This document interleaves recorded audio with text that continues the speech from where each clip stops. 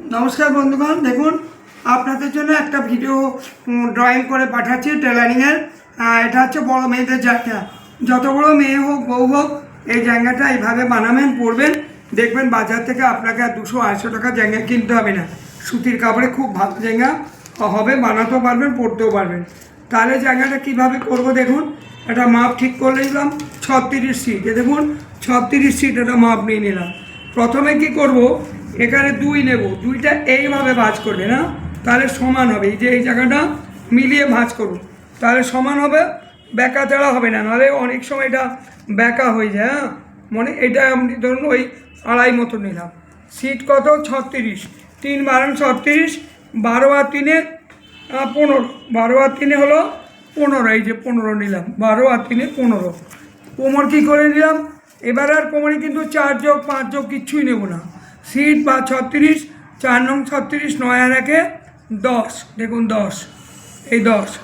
এটা দেখুন কাপড়টা কী করে ভাঁজ করেছি ওটা আপনাকে বলা হলো না এই কাপড়টা আমার সোজা আছে দেখুন এই কাপড়টা আমার সোজা ছিল সোজা আমি আগের বেলায় আপনাকে ছোটো মেয়েদের জায়গায় বলেছি এরকম ভাঁজ করুন কিন্তু না বড় মেয়েদের জায়গায় যখন করবেন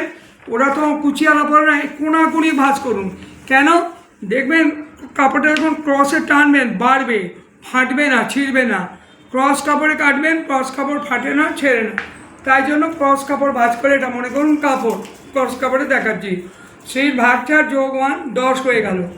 এইখানে যে একটা সাইড করবেন এই বড় মেয়েদের জায়গায় এই সাইডটায় কোনো ফর্মুলা করবেন না দেখুন সোজা আমি নামিয়ে দিয়েছি হয়ে গেল নামানো হয়ে গেল এইবার এখানে এটা আপনাকে বলেছি 2-2.5 বেশি নেবেন না তা নিলাম আড়াই নিলাম এইবার এখান থেকে এটা সিট ভাগ 4 যোগ 1 4 নং 36 9 আর 10 10 কোথায় হলো দেখুন 10 কোথায় হলো এই যে দেখেন এখান থেকে 2 এখান থেকে ধরলাম 10 এই 10 হয়ে একদম 10 নেবেন বেশি নেবেন না কারণ এটা ঘুরে এটা তো ঘুরে ক্রস হয়ে শেপ করে থাইটা কাটতে হয় তখন বেড়ে যায় আর এখানে 2 কেন নিয়েছিলাম সিট ভাগ 3 যোগ 3 কেন নিয়েছিলাম এখানে আপনি 2 ইঞ্চি ফোল্ড করুন এখানে হাফ ইঞ্চি সেলাই করুন হ্যাঁ ওই করতে করতে আপনার ওই যোগটা খরচা হয়ে যাবে আর তাহলে এখান থেকে এটা কত নিলাম আড়াই নিন এটা ঝুল সিট ভাগ 3 হ্যাঁ সিট ভাগ 3 আর যোগ 3 সিট ভাগ 3 সিট ভাগ 4 এটা 4 যোগ 1 হয়ে গেল কোমরে বেশি প্লাস দেবো না কেন এই বড় মেয়েরা জায়গাগুলো ফিটিং করে অত ঢিলে ডালা কুচিয়ালা পড়ে না এটা হচ্ছে সিট ভাগ 4 হ্যাঁ সিট ভাগ 4 আর যোগ 1 হচ্ছে এটা থাই মানে পায়ের অংশটা এইটা থাই আর এইটা কোনো ফর্মুলা করবেন না সোজা টেনে এখানে নিয়ে আসুন সোজা টানবে না সোজা টানুন সোজা করে দিন করে টেনে দিন হয়ে গেল এটা একটা পার্ট কাটলাম ঠিক সেম এরকম আরেকটা পার্ট কাটবেন তাহলে বুঝেছেন কাপড়টা ক্রস ভাঁজ করবেন কোনাকুনি ভাঁজ করবেন দেখুন কোনাকুনি সিট ভাগ 3 যোগ 3 দিয়ে ঝুল নিলাম সিট ভাগ 4 যোগ 1 নিলাম কেন এটা বাড়ে সবসময় বাড়ে আর এখান থেকে এটা আড়াই নিলাম ঠিক এখান থেকে আগে এইটা সোজা টেনে নেবে নিয়ে এইটাকে এখান থেকে এটা মেপে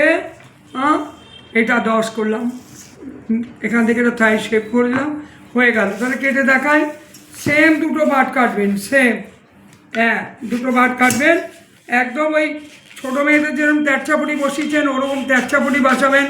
তেরচাপটি বসিয়ে তারপরে সাইড জয়েন করবেন সিট সেলাই করে দেবেন দেখবেন জায়গা 10 মিনিটের মধ্যে সেলাই কমপ্লিট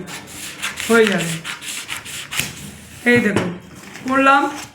কেমন লাগছে দেখুন ক্রস কাপড়ে ছবিটা এই হবে এই ক্রস কাপড়ে একটা পার্ট কেটে দেখালাম ঠিক আছে সেম এরকম আরেকটা পার্ট কাটবেন কোনো ফর্মুলা টর্মুলা করতে হবে না কিচ্ছু করবেন না এইটা বসাবেন এই যে এটা বসিয়ে দিলাম হ্যাঁ এটা বসালাম বসিয়ে আপনি দেখুন একদম খুব হিসেবের কাপড়টাকে আমি কি করলাম এটা বসিয়ে যাতে কাপড় বেশি নষ্ট না হয় ওদিকে বাঁচিয়ে দিলাম হ্যাঁ দরকার অন্য কিছু করতে পারবো করলাম এবার সিট আগে কেটে ফেললাম এবার থাইটা কেটে ফেলি থাইটা কেটে শেষ বের করলাম হ্যাঁ এটা কাটলাম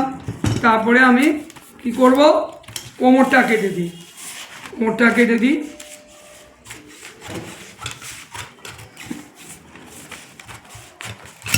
কোটটা কাটলাম, হয়ে গেল। এই দেখুন যেই দুটো বাট কাটা হয়ে গেল, আর দুটো বাট কী করবেন,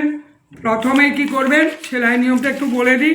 প্রথমে এই সিটটা সেলাই করবেন, এই সিট করার পর দেখবেন তেরছাপটি এখান থেকে এখানে বসিয়ে দেবেন, এপাশে একটা বসিয়ে উল্টে দেবেন। দেওয়ার পর এই সাইড জয়েন করবেন, এখানে একটু খোলা রাখবেন। তারপর যেই এটা মুড়বেন, দড়ি দেন, ইলাস্টিক দেন, মুড়িয়ে দিয়ে আপনি করে দেখবেন সুতির কাপড়ে অল্প টাকায় আরামসে একটা প্যান্ট আপনার হয়ে গেছে। ঠিক আছে বন্ধুগণ।